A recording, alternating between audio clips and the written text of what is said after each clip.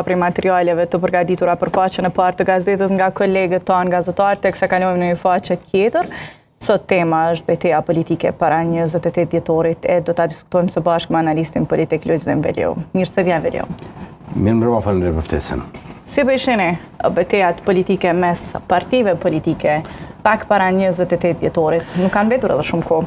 Është fakt se nuk ka mbetur shumë kohë, por është edhe një fakt tjetër se një betejë politike në Kosovë tash një vit është duke u zhvilluar dhe sikur nuk po e gjen fundin e saj, pra zgjedhje pas zgjedhjesh brenda një viti po vjen radha e zgjedhjeve të katërta, pra pas zgjedhjeve parlamentare të nënshkurtit, zgjedhjeve lokale, pastaj balotazhet, ja do tash me 28 nëntor do të kemi edhe zgjedhjet 28 dhjetor. 28 nëntor e kemi. Dhjetor. Po edhe mund të gabojmë sepse si datë nuk preferohet në asnjë vend botës në pjesën e fund vitit, pra pikërisht 2-3 ditë para ndrimit të moteve apo në mes të Krishtlindjeve dhe vitit të ri është një periudhë e pushimeve ku shumë nga njerëzit lëvizin nga vendet e tyre, pra është periudhë pushimes dhe si e tillë nuk preferohet në asnjë vend të botës. Po ja që në Kosovë është vendosur kësaj dhe ato zgjedhje do të bëhen me 28 dhjetor, çka unë mendoj se për dallim nga hera tjera në këtë zgjedhje do të kemi një numër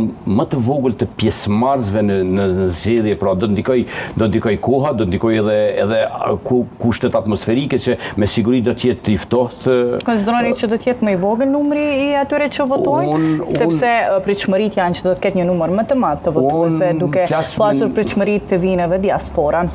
Unë mendoj se do të jetë numër shumë më i vogël i atyre që do të votojnë. Ndërsa sa i përket pritshmërisë nga diaspora, pikërisht është ajo diasporë që mund të votojë edhe nga vendet atje ku janë, pra domthonë në format që janë bërë deri më tani, pra përmes postës, por edhe nëpër ambasada dhe konsulata siç është bërë në zgjedhjet e kaluara parlamentare, dhe është një periudhë e vitit ndoshta kur një pjesë e mirë e mërgjimtarëve vinë për festat e fundit vitit në Kosovë, ata do ta kenë mundësinë që të votojnë drejt për drejt në përvend votimet në qendrat e tyre, pra në për komunat kudo që ata jetojnë. Mirë po, nëse merrem me pjesën e votës diasporës, nuk është se do të ketë një ndryshim apo do të bëjë një ndryshim të madh. Unë mendoj se e gjithë vota e diasporës deri më tani ka reflektuar me 2 ose 3 deputet, por jo më tepër. Edhe kësaj radhe nuk është se do të ketë një ndryshim. Pra nuk është si determinuese për të ndryruar rezultatin që ishte pak a shumë si i nënshkurtit. Po edhe në nënshkurt kanë votuar një pjesë e mirë e diasporës dhe ajo diasporë vetëm ndoshta do të ndryshoj forma e votimit të diasporës, që me nënshkurt në shumicë është votuar me post edhe në përselit e konsulatave dhe ambasadave të Republikës së Kosovës në vendet ku ata jetojnë, ndërsa tani në dhjetor do të kenë mundësi që një numër më i madh i tyre të jenë, pra ata që kanë vendosur që të vinë për pushime A do të vish për zgjedhje, Veliu? Jo, unë për këtë vit jam tani nëntor në Kosovë, jam për festat e nëntorit Kosovë. Me kaq i përfundon? Për këtë vit me kaq përfundojmë, po votimin do të kemi mundësi ta bëjmë ne kemi konsulatën tonë në Düsseldorf dhe do të kemi mundësi që votën tonë ta hedhim në Düsseldorf, pra në konsulatën e Republikës së Kosovës. Si pa zhvillimit të fundit, sidomos tonë në kryeqytet, një përplasje komunë, qeverinë e detyrë, pra Rama, Murati, në këtë rast si 2 individ për të përmendur. Kështu, a shihni si një parafushat, me qenë se fushata zyrtare ende s'ka filluar, Veliu? Po një fushat zyrtare ende nuk ka filluar, por për mendimin tim fushata para elektorale në Kosovë ka filluar qyshmëti. Fushata ka filluar edhe në mbledhjet e parlamentit që janë bërë të njëpasnjëshme, edhe në ditën kur ishte i nominuar i 2 televizijve vendosje për kryeministër zoti Glauko Njufca, edhe e gjithë ato deklarime që u bën në parlament si nga zoti Konjufca, si nga eksponent të partive të tjera, i mund të konsiderohen vetëm si fushat para elektorale, pasi që të gjithë ishin të përcaktuar se zgjedhja e vetme e ngërçit politik dhe e gjithë kësaj që ka ndodhur deri më tani do të jetë zgjedhjet e cilat do të mbahen me 28 dhjetor. Dhe unë uroj që këto zgjedhje të dalim të suksesshëm, të mos e thyem dhe mos e prishim traditën e mirë që kishte Kosova me zgjedhjet më të mira dhe me rezultate shumë të shpejta që ka pasur nga të gjitha vendet e Ballkanit perëndimor, e ndoshta edhe më gjerë, pra është krijuar një besueshmëri të paktën deri më tani ka qenë një besueshmëri e madhe edhe të faktorit ndërkombëtar, edhe të eksponent dhe të mbikëqyrës, të cilët kësaj radhe i kam dyshimet se do të mungojnë në zgjedhje për shkak të datave të caktuara nga presidentja për mbajtjen e zgjedhjeve. Pra është periudhë pushimi. Si e keni pa 28 dhjetorin kështu si data? Më mirë 28 dhjetor apo 21 dhjetor?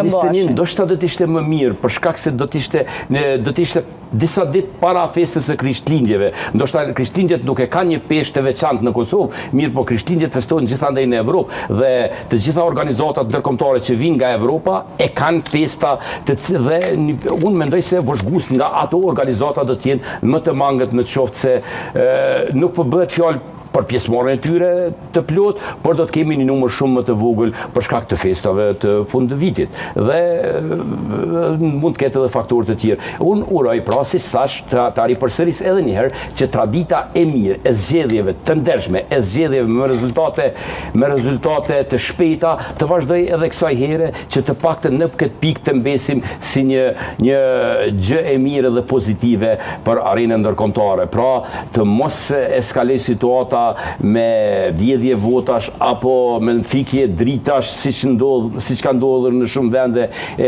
ka ndodhur edhe tek ne në Kosovë, por të vazhdoj ajo tradita e mirë dhe në fund pra të certifikimit apo të daljes së rezultateve të kemi një pranim nga të gjithë subjektet dhe që ata që do të jenë fitues ti ulen dhe ti përvishin punës në mënyrë që të krijojnë një koalicion, se unë jam mësej bindur se nuk do të kemi qeveri pa koalicion, pa marrë parasysh se kush do të jetë forca e parë në Kosovë. Patjetër do të ulen sërish atje, duhet të ketë një bashkëpunim, duhet të ketë një koalicion, por uroj që një koalicion i tillë që do ta mundsonte edhe zgjedhjen e presidentit të vendit, pasi në muajin mars është afati kur Kuvendi i Kosovës duhet të zgjedh presidentin e Republikës së Kosovës për mandatin e ardhshëm 5 vjeçar. E konsideroni se presidentja Vjosa Osmani do të jetë sërish kandidate për presidente apo jo? Unë nuk e besoj një gjë të tillë dhe uroj që ajo të mos jetë.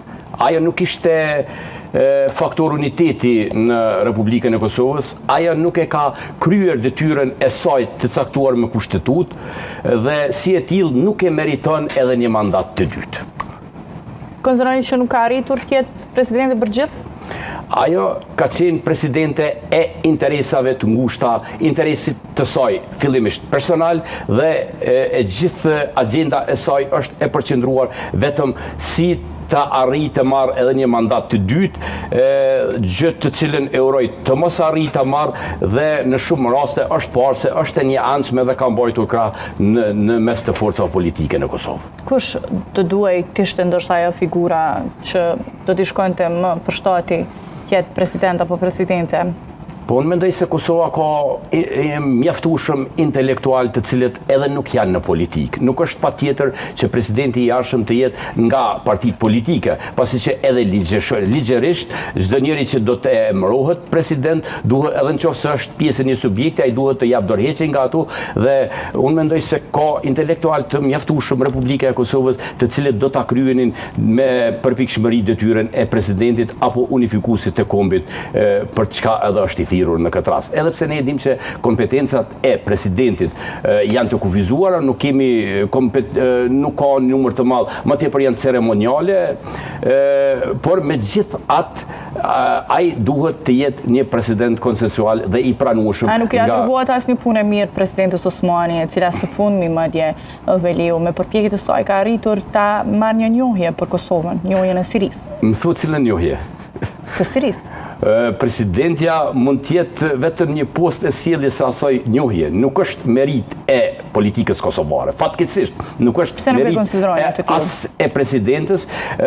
Njohjen e Sirisë mund të them me plot gojen se është merit e partnerëve tanë, Shtetet e Bashkuara të Amerikës, e në këtë rast një rol të rëndësishëm në njohjen e Kosovës nga Siria e ka bërë shteti turk dhe presidenti Erdogan.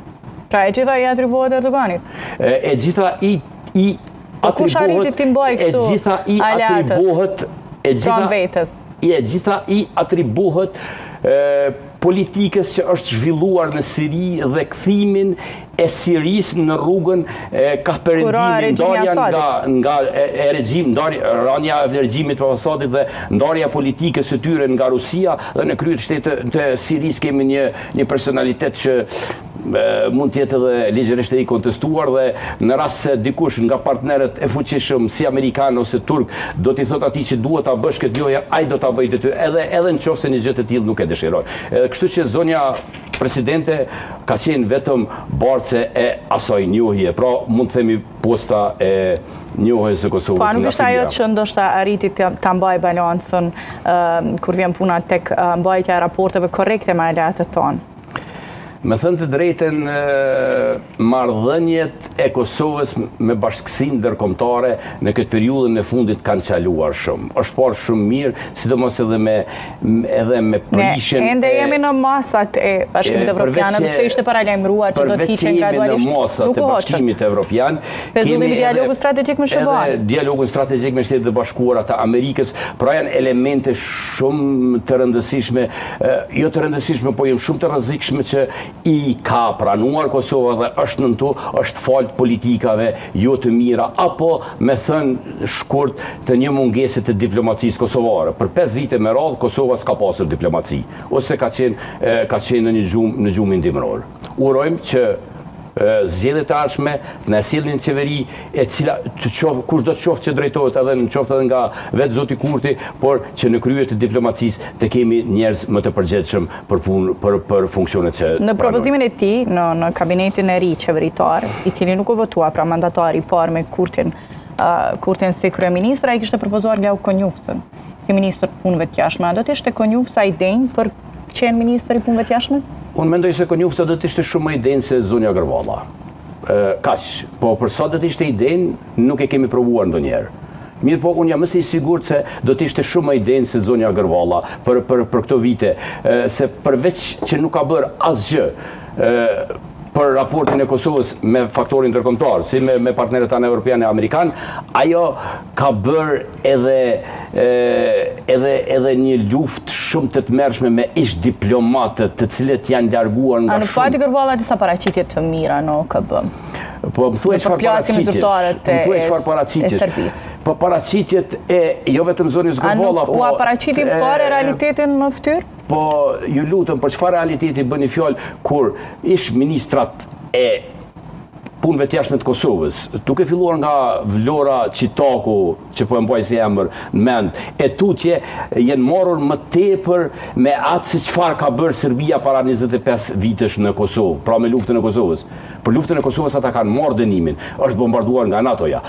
Ministrat e punëve të jashtme të Republikës së Kosovës në Asamblenë e Kombeve të Bashkuara duhet të prezantojnë punën dhe veprimet e tyre që kanë bërë në të mirë të Kosovës dhe qytetarëve, qoftë edhe minoritetit serb, të cilët kanë arritur të mbushin mendën që ata pranojnë dhe ta njohin realitetin e Kosovës, dhe shteti i Kosovës të jetë edhe shtet i të gjithë minoriteteve që jetojnë në Kosovë. Pra edhe i minoritetit serb. Një gjë të tillë nuk e ka bërë asnjë nga ministrat e Kosovës deri më tani. Çka i duhet të dinë atyre se zonës Gërvalla babajin ja kanë vrarë serbët. Një gjë të tillë e din të qysh para 30 vitesh e kanë kuptuar ata. Nuk është diplomacia, ju lutem. Ajo nuk është diplomacia. Po gjithmonë do është mirë kujtuar historinë, sepse një gjë të tillë kanë marrë. Nevën atakon ta rikujtojnë. Jo, mirë po, ne nuk po shkojmë që t'ja rikujtojmë atyre se çfarë ka ndodhur. Ne po shkojmë t'ju tregojmë se çfarë ne po bëjmë për shtetin e Kosovës dhe cila është rruga që ka zgjedhur ky vend, pasi që fatkeqësisht nuk kemi arritur të çlirohemi vetë dhe si e tillë njihemi si një vend multietnik. Si një vend multietnik duhesh të prezantosh vlerat që ju ose ne si vend i kemi bërë për etnicitete të tjera, jo vetëm për shqiptarët, po edhe për etnicitete të tjera. Çfarë ka bërë Kosova, diplomacia kosovare? Edhe çfarë ka bërë Serbia në të kaluarën, edhe çfarë bëri para pak vitesh me Banskën, edhe çfarë bëri me sulmin në kanalin e Iber Lepencit. Duhet përmendur ndoshta këto, sepse ka një përkthjelje nga ana e Bashkimit Evropian ndaj Serbisë.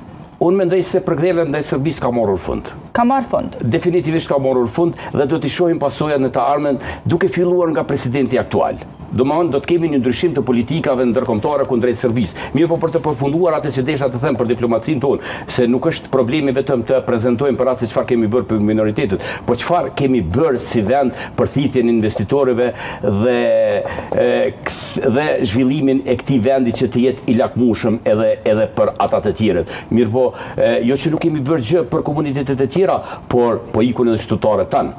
Sa është numri atyre që kanë lënë Kosovën në këtë 3-4 vitet e fundit. Pra është numër rëndësishëm për atë se çfarë është duke ndodhur në periudhën e fundit. Ndërsa sa i përket problematikave që kanë ndodhur me kanalin e Ibrit, që kanë ndodhur në Banjska e problematikat e tjera, janë çështje që janë raportuar, janë çështje që është duke u marrë drejtësia me to dhe faktori ndërkombëtar i ka të gjitha të qarta, gjërat e tilla. Dhe unë besoj që sanksionet apo masat, siç po kanë dëshirë të thojnë qeveritarët e tanishëm, do të tërhiqen për një periudhë shumë. Besoj që brenda këtij viti do të kemi edhe një vendim që do të shkojë drejt të anulimit të masave të Bashkimit Evropian për Kosovë. Mbetet dëshira ajo Veliut për të rikthyer tek tema kryesore. 28 dhjetori tashmë kandidaturat vetë se dihen. Shembull dje e patëm kandidaturën e LDK-s, Lumir Abdigjiku e pritshme, mirë po nuk ishte e pritshme ndoshta edhe oferta që e kishte bërë Limajt dhe të tjerëve, disa të tjerë për një koalicion parazgjedhor. Po, unë mendoj se zoti Abdigjiku është në një siklet vetin. Unë mendoj se këto do të jenë zgjedhjet e fundit kur në krye të lidhjes demokratike do të jetë zoti Abdigjiku. Unë mendoj se lidhja demokratike në këtë zgjedhje do dalë edhe më keq se në zgjedhjet e 9 shkurtit. Pra dhe detyrimisht do të kemi tërheqjen e Abdigjikut nga posti i kryetarit të LDK-s dhe mundohet që në të gjitha format të ofroj subjekte dhe elemente të tjerë të cilat ndoshta do të sillnin vota në një koalicion të mundshëm. Çka nëse sjell LDK nga vendi i tretë në vendin e dytë ose në të parin?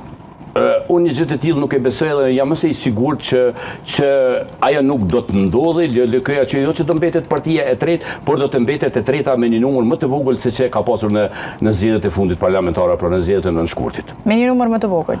Definitivisht do të jetë me një numër më të vogël se sa. Pa nuk e rriti Abdigjiku? Abdigjiku nuk në krahasim me zgjedhjet e 2021-s. Jo, në asnjë mënyrë. Abdigjiku jo që nuk e ka rritur LDK-n, mirë po ndoshta do të kisha thënë që e keqja më e madhe atij subjekti, ndoshta do të në një të afërm të ardhme të afër do të shohim se Abdigjiku është ai që ndoshta i ka bërë edhe dom lidhjes demokratike dhe nuk e ka lënë që si subjekt politik të forcohet të arrijë në vendin e saj ku e kishte vite më parë, gjë që unë jam i sigurt se nuk do të arrijë asnjëherë më të rikthehet fuqishëm siç ka qenë forca e parë politike. Mirë po Abdigjiku nuk ka arritur ta arrisë LDK-n. Është fakt se nëse marrim zgjedhjet e vitit 21 dhe shkurtit kur është udhëhequr nga Abdigjiku ka pasur një numër më të madh që e kanë votuar lidhjen demokratike, por janë kryesisht ata të cilët ikën me vjosën dhe ju bashkuan lëvizjes vetëvendosje dhe në momentin që ata tani më kanë pasur se zonja Osmani nuk është më pjesë e listës Guxha, janë rikthyer sërish në shtëpinë e vjetër, siç e thonë ata në shtëpinë e vjetër. Pati një dorëheqje, Krasniqi u dorëhoq nga pozita e të parit të PTK-s, tash në vend të tij është Petri Hamza, madje ka pasur edhe disa lëvizje nga Hamza. Së fundmi kishte publikuar një fotografi me Ramiz Vladrovcin, për të cilin diskutuoi shumë duke shkruar që ka qenë dhe është dhe do të mbetet pjesë, po të kësi e keni partë. Po, dorëheqja e Memlit Krasniqit, ndoshta unë do të kisha po diçka pozitive, që edhe te ne ekziston institucioni i dorëheqjes. Unë mendoj se një gjë e tillë duhet të reflektojnë të se çdo subjekt politik. A ishte Mitrovica dhe Drenoasi arsyeja kryesore? Sa ai nuk tha që ishin ato. Po, përderisa ai ka thënë se ato nuk janë arsyet për të cilat ai ka vendosur të jetë. Kishte menduar kohë më parë. Unë ka menduar kohë më parë, jam i sigurt që e ka menduar kohë më parë se ne të gjithë e dim se sa mund të jetë fuqia politike ose sa ka qenë fuqia politike e zotit Krasniqit brenda Partisë Demokratike. Në një farë mënyrë zoti Krasniqi ka qenë i emëruar, sikur i emëruar në Partinë Demokratike, pasi që forca e tij politike ka qenë shumë e zbet ose për të mos thënë fare. Dhe si i tillë duke ka pasur rolin tamam të një kryetarit. Ndërsa tani me zotin Hamza, ky ishte edhe kandidat, edhe pse zoti Krasniqi ishte kryetar partie, ishte kandidat edhe zgjedhjet e kaluara për kryeministër të Kosovës nga Partia Demokratike, ndërsa tani ai do të jetë sërish kandidat, unë jam më i sigurt se do të jetë kandidat, por në pozitën e kryetarit të partisë. Zoti Hamza si personalitet ndoshta A dallon kandidatura kur je edhe kryetar partie duhet të jesh patjetër edhe kandidat për kryeministër? Ja, ne kemi paktë se nuk është patjetër. Se herën e kaluar diskutuaj shumë edhe për çështjen e Krasniqit si kryetar i partisë, mirë po jo kandidat për kryeministër. Nuk është të thënë kjo që duhet të jetë patjetër, është parë në këtë rast, pra ne kemi pasur edhe në kohë më parë, kur në krye të lëvizjes vendosur ka qenë zoti Visari Ymeri, ndërsa kandidat për kryeministër ka qenë zoti Kurti, pra ka qenë disa vite më herët, kjo nuk është të thënë që duhet të jetë patjetër. Mirë po sido që të jetë zoti Hamza ka marrë drejtimin e partisë, ndoshta mund të konsiderohet njëra nga figurat më të pastërta brenda Partisë Demokratike, por megjithatë unë mendoj se klika e vjetër politike apo ajo klasa e korruptuar e Partisë Demokratike kanë përdorur si një marionet zotin Hamza dhe është qitur në krye të partisë i tillë. Pra të gjithë fshehen prapa tij. Si keni pa reagimin e Hoxhait? Pas një reagimi të Krasniqit që kishte pasur ai. Ai Hoxha një ditë para ose 2 ditë para konventës tha se kam kërkuar një javë kohë për ta prezantuar gjë e cila nuk është pranuar nga Partia Demokratike dhe si e tillë ai është tërhequr dhe nuk ka kandiduar. E ka pasur të qartë se edhe në rast të kandidimit votat ishin të rezervuara për zotin Hamza dhe si e shihni këtë proces zgjedhor brenda partive Veliut, mos ketë kandidaturat. Shembla, nuk duhet ishte ideale të ishin 3 kandidatura për kryetar të partisë dhe pastaj të votoheshin. Po unë mendoj se kishte garë të vërtet. Unë mendoj se në Kosovë subjektet ish opozitare, Partia Demokratike, Lidhja Demokratike, nuk e kuptuan humbjen e tyre të vitit 21 dhe për 4 vite me radhë i humbën kot duke mos u reformuar.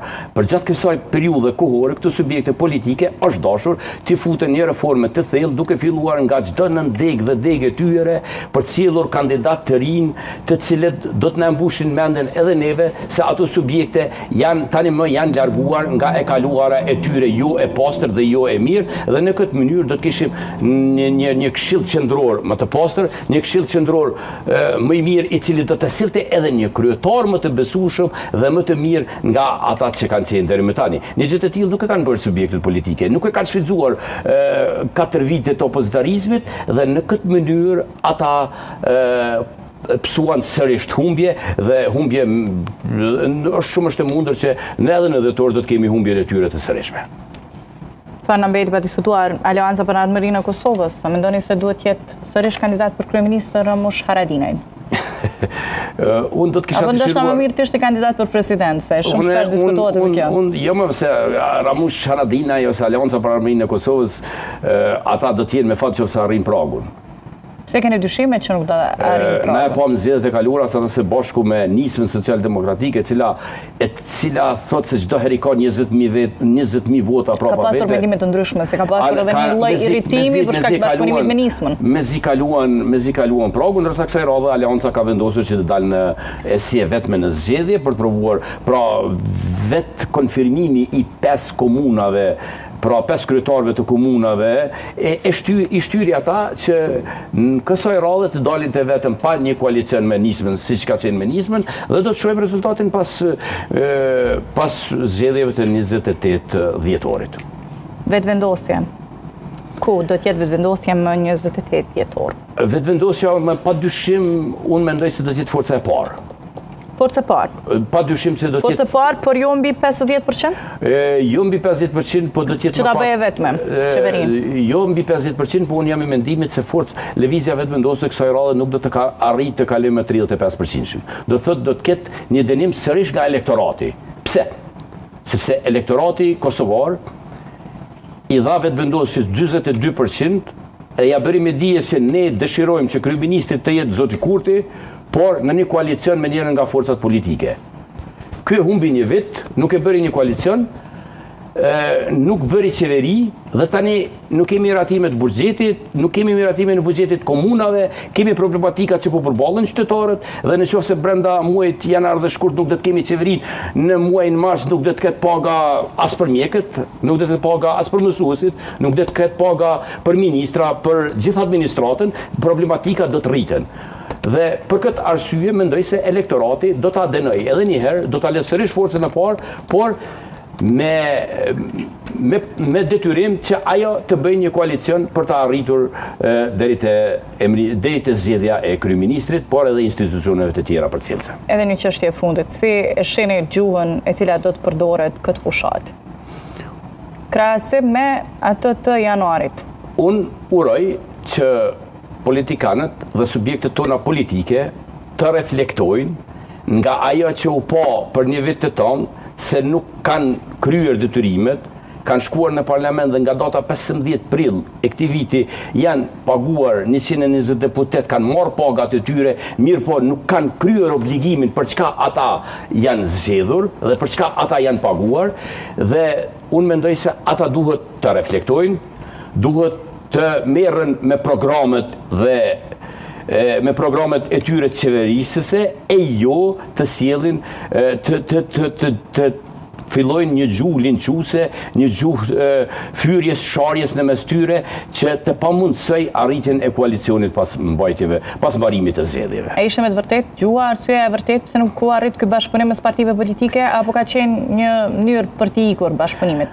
Po këtu kanë qenë natet e vjetra, i natet e vjetra janë ushqyer. Se nëse gjuha ka qenë atër do t'jetë e njëjta? I natet e vjetra i ka ushqyer edhe gjuha e përdorur gjatë fushatës dhe në këtë mënyrë kanë shkuar deri në këtë masa që po e vujnë qytetarët e Republikës së Kosovës. Dhe po shihet ajo mjaft qartë, edhe to 2 ditë e fundit i kemi parë qytetarët cilët është ndoshta absurde për të diskutuar, mirë po nuk arrin as të përdori shërbimet e transportit, qoftë publik, qoftë privat. Jo pra, është mungesa e mjeteve për shkak të mos miratimit të buxheteve. Fillimisht të komunës së Prishtinës, pra jemi në dhjetorin e vitit 25 dhe komuna e Prishtinës nuk e ka një buxhet miratuar për vitin 25. Nuk bëhet fjalë për vitin pasardhës, pra vitin 26, po bëhet fjalë për vitin 2025. Ndërsa ne tani po futemi në vitin 2026 dhe nuk kemi buxhetin miratuar nga qeveria, buxhet i cili duhet të jetë votuar gjatë muajit tetor të vitit paraprak. Zotri Velium, besoj gjitha temat i diskutuam së bashku me ju, ishte kënaqësi kjo bisedë. Faleminderit shumë që ishit në gazetë. Të nderuar shikues, ishim së bashku me Lulzim Veliun, analistin politik, teksa kjo ishte një pjesë e gazetës, do të shkëputemi me një blog të shkurtër marketingu për të rikthyer pas pak.